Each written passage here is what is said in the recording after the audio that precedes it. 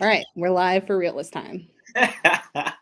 All right, what's up, guys? Shawn Bowen, Full Circle Investment Group and wholesalingoutofthebox.com. Back at it again for another lunchtime live. And we are in the holiday week of Thanksgiving. So let's talk about what's happening with the marketing during the holidays. So as you guys are coming on, if you would, click that link over there for StreamYard to recognize who you are and interact with us while we're here for the past, well, let's say we're going to be here for the next 10, 15 minutes and interact with us. Leave some comments over there and ask some questions. What do you do during this time of the season? Have you been in long enough to even see this as a season? And what kind of marketing response rate are you expected to see and what's going to happen? All right. So we're in a different environment. One, we've been doing this for quite some time, but like you'll see these in the COVID times that we did this and now we're out of it. Right. So it is a very, very important thing to understand what's to be expected. Okay. So we are in a declining market as this recording is going down, and we are also in the holiday. So one thing that we know consistently is that during the holidays, our marketing response rate falls off tremendously, right? So we know guaranteed like Thursday and Friday, there'll probably be a massive fall off because everybody's enjoying the holiday with their family, right? But then Saturday, Sunday, like everybody's back into the roll, right? They're getting going. Now it's Christmas time and everybody's starting to do everything from Christmas from the first week all the way to the week before Christmas and maybe even the week before that. And it's going to have to turn into a shut it down mode. So if it's not getting done before those first 2 weeks, then it's probably not getting done until after the new year, right? So be expected to do two things. One, your marketing response rate is going to fall, but you should be ramping up your marketing because a lot of other people are sleeping at the wheel, sleeping at the marketing machine, right? This is where a lot of people go dormant in the wintertime and they slow down. They let their marketing fall off, right? And they get nice and comfortable and cozy with the holidays, right? And they're getting all fat and happy. And then January comes around and it's like starting their whole market cycle all over again. We don't do that, right? We actually ramp up our marketing and we get more touches because we know that the competition is falling asleep. So let's just say that 80% of your competition is usually gone in just normal world, right? Or they don't do follow ups, they don't have multiple touches. Now is the time to capitalize off of that. While they're enjoying the holidays and they're sleeping, you should be ramping that marketing up and talking to sellers and solving their problems, right? This is really important. You have to understand this because you have to understand your cycle of marketing. What you spend in marketing today is probably going to get you a return in the next 90 days, right? Let's just say bare minimum 45, but 90 days. At least it takes 90 days for something to start taking effect in marketing because you've got somebody that raised their hand, but maybe it's not today that they have to make that decision, right? So as you move forward with it, you're rolling through your timeline. 1, 2, 3, 4 touches. What is that considered? What's a touch? Right? If I'm talking to them on a text, if I'm leaving a voicemail, if I'm Facebook messaging them, maybe I send them a piece of mail, something that makes a connection with them multiple times over. And even if that's in a 2-week cycle, at least twice in a month, right? So then into your 90-day cycle, you should at least, what's that, 4, at least 6 times that you should be able to touch that individual and make a connection, right? And help solve a problem because most of your competition is falling off, okay? And especially right now, a lot of people haven't adjusted those numbers, right? So if you are marketing, you need to adjust your numbers down. That whole 75, 80% loan to value, I mean, some hedge funds are buying at almost 90. That is gone. Those guys went away and now they're starting to come back at a lower percentage, right? As well as your ARV needs to fall. You've got to adjust that ARV down. We had a really good, 2 good conversations with multiple private lenders here in Hampton Roads. And one of them took back almost 16 properties over the past 60 days, right? And that was because the borrower was over leveraged. They weren't. They lent at 70%, but the borrower borrowed at 85%, which means they had to bring more money to the table. So now that market has shifted backwards and they can't sell that property for that.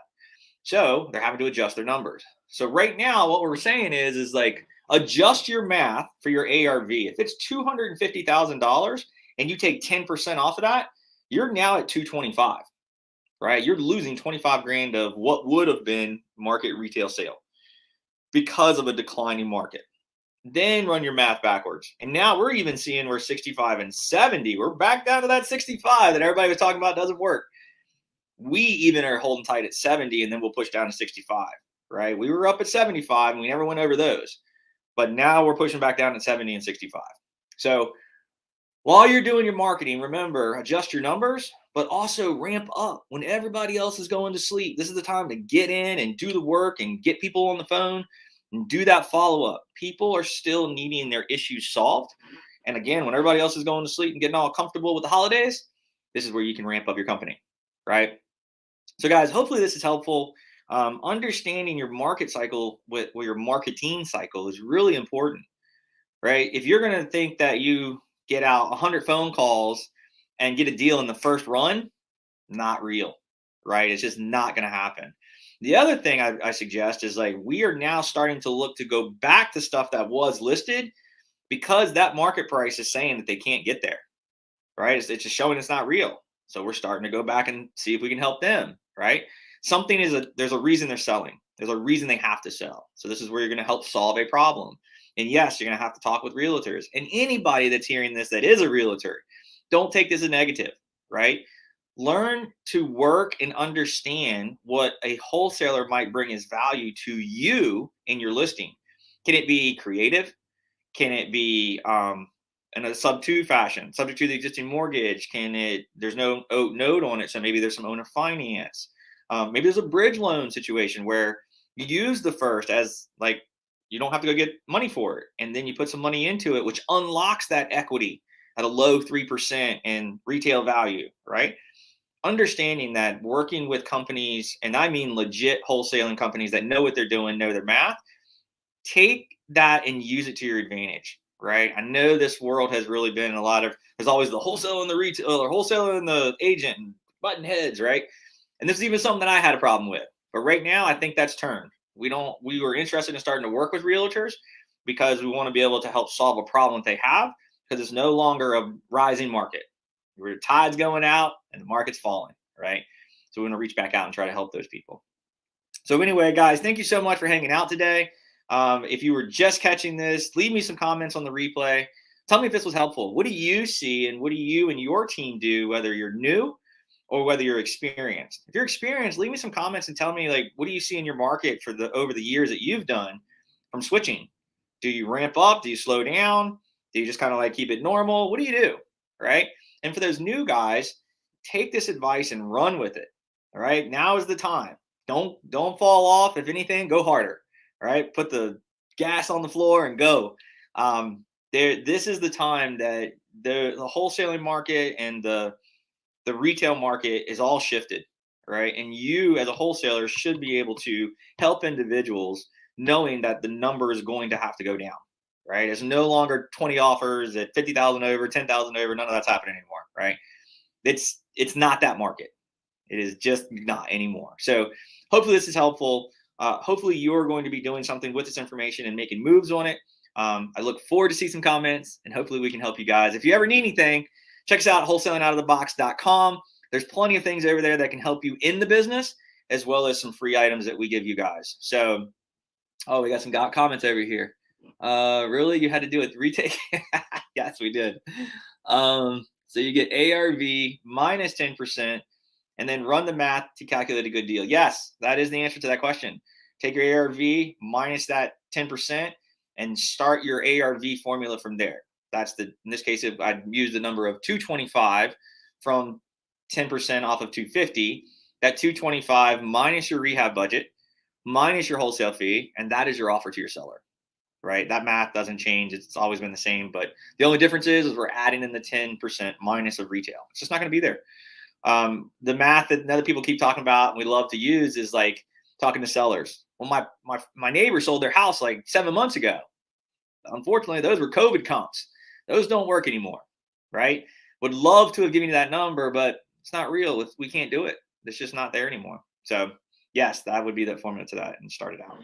So guys, thanks again for joining us. Remember, check us out at wholesalingoutofthebox.com. Check out those free resources.